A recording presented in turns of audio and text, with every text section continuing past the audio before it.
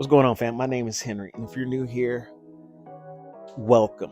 Please hit that like, subscribe, and comment if you choose to. Today, we start taking the Victory Kingpin apart. I drop videos from my page every Monday, Wednesday, and Friday. So pop in to see my progress on this Victory Kingpin.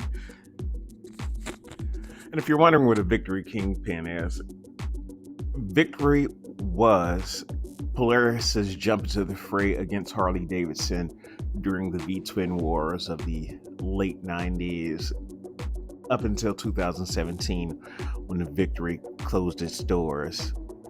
But Victory wasn't done yet, because little did we all know they purchased the Indian Motorcycle Company, which now gives them a history behind a great product.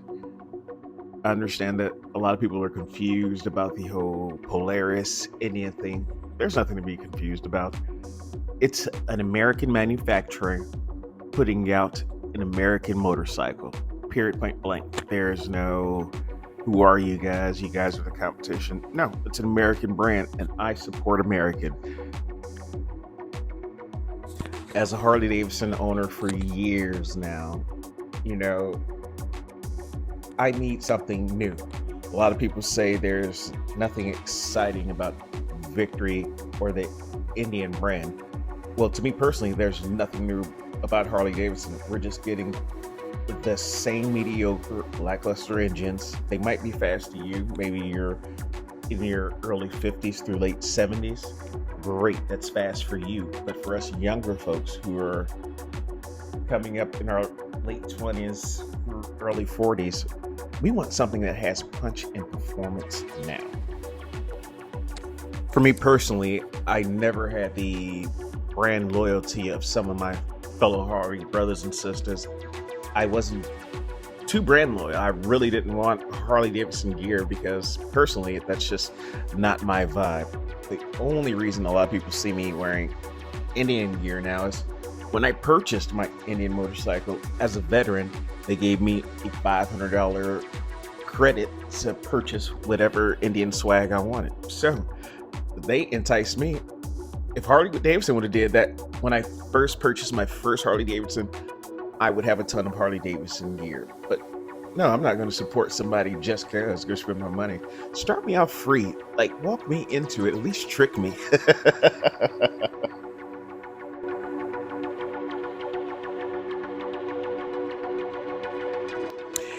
As you can see, we got Victory in the air. Time to get rid of these bars.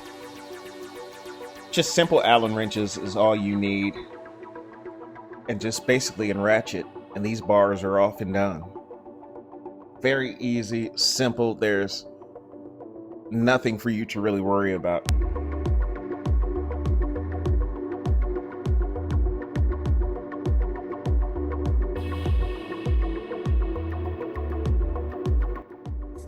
Out of everything I wanted changed on this bike, these bars have had to go since the day I picked it up from the salvage yard. These bars needed to go. I don't know what it is about these bars.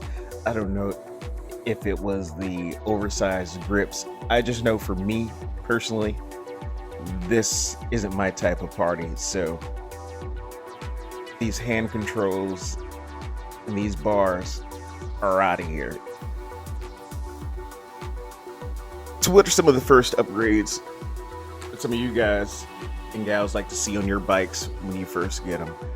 Is it get them tuned? Is it throwing a cam in? Is it bars? Is it wheels? Or is it stereo systems? I know we all have our pet peeves, but mine lately have come to bars. I need to have the correct bars for the correct setup.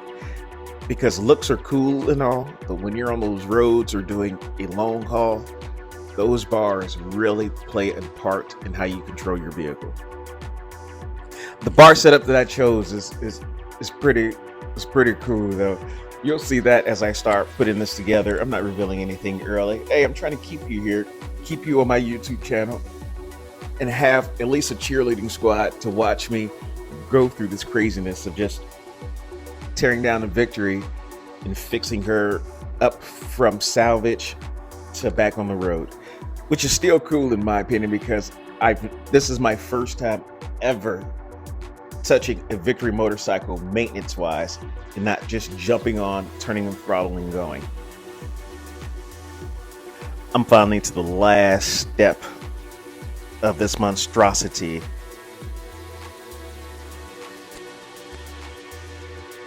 I've never been one for factory bars, and I'm not one for factory bars today.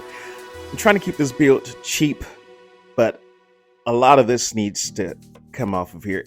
And the bars with the karaoke speaker in it, they need to go like yesterday. My vision for this bike is totally different from the previous owners, so I'll just remove their ideas and add mine in. That's what you're usually doing with the used bike. You're just adding your special touch to it to make it your own.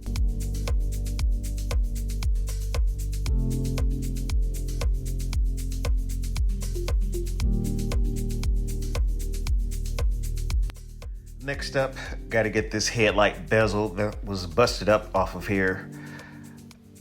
I was gonna replace it with OEM, but looking at the front and wanting to clean things up, I think I'm just gonna delete the OEM factory headlight and add another that's brighter, more modern.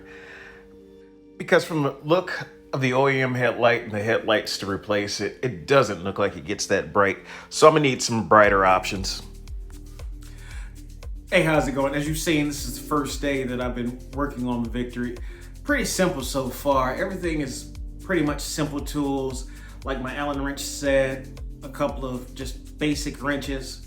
Popping the gas tank was out. The only thing that gave me issues was popping the lid for the gas tank. But patience and thinking eventually got that popped off. But this project so far so good. I think I'll have this knocked out pretty easy.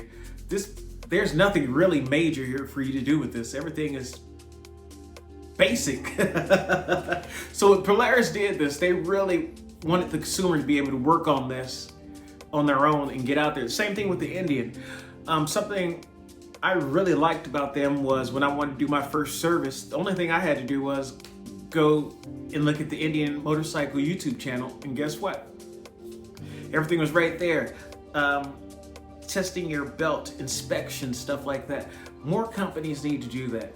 And I wish that Harley Davidson would do that on their own, not other creators, what may have you out here doing it. I wish Harley Davidson would have their tech show you how to do an oil change, how to do a 5,000 mile service, 10,000, 15, so on and so forth. That's what this whole motorcycle community is. A lot of us like to wrench ourselves. Like me, I'm blessed to have worked on helicopters, and so for me, when I see a project, it's just easy because most of that you would have to figure out yourself. Yes, the technical manuals were there for you, but that was from an engineer's standpoint from behind a desk. And I say the same is about motorcycles. Every motorcycle is the same, except when you get more into the crotch rockets. It changes up a little bit, but not that much.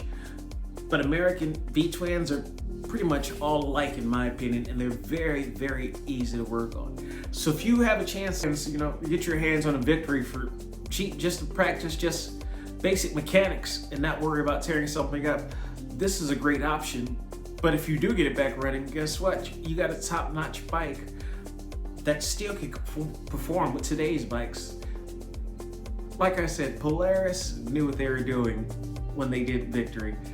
I'm looking to get my hands on a V92 pretty soon, hopefully soon, and then I'll have that up on the operating table. I'm just gonna run through these bikes and see how much I can learn about them because I'm intrigued, and it's a brand that I looked over because I just thought they weren't American made before I start doing my research now and learning the Polaris brand and learning where they came from, so if you're batting your eyes at them, even if you've wondered about them, just get out there and do it. It's okay. Hey, what can you lose? Pretty much nothing. It's still a motorcycle, you're still on two, and you still get to ride with your buddies. All right, I'm gonna get out of here. I think I've talked enough.